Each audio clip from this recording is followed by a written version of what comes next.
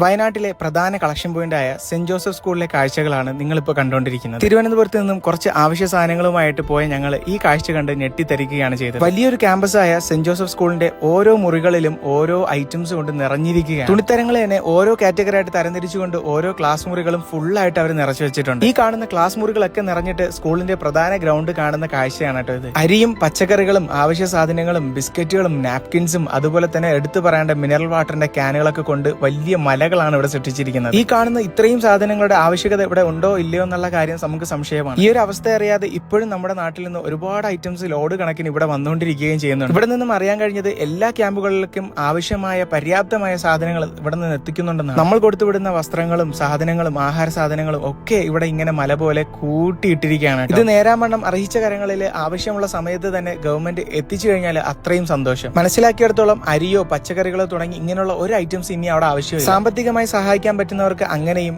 ഇനി വീടുകൾ നഷ്ടപ്പെട്ട ആൾക്കാർക്ക് പുതിയ വീടുണ്ടാക്കി കൊടുത്തു കഴിഞ്ഞാൽ അതിലേക്ക് വേണ്ട ഫർണിച്ചറുകളോ അതുപോലുള്ള ഐറ്റംസോ മാത്രമാണ് ഇനി നമുക്ക് അവിടെ ആവശ്യമായിട്ടുള്ളത്. ഓരോ ക്യാമ്പുകൾക്കും വേണ്ട സാധനങ്ങളാണ് അവിടെ നിരത്തി വെച്ചിരിക്കുന്നത്. മാത്രമല്ല ഇപ്പൊ തമിഴ്നാട്ടിൽ നിന്ന് പോലും അവിടെ സാധനങ്ങൾ ഒരുപാട് വന്നുകൊണ്ടിരിക്കുകയാണ്.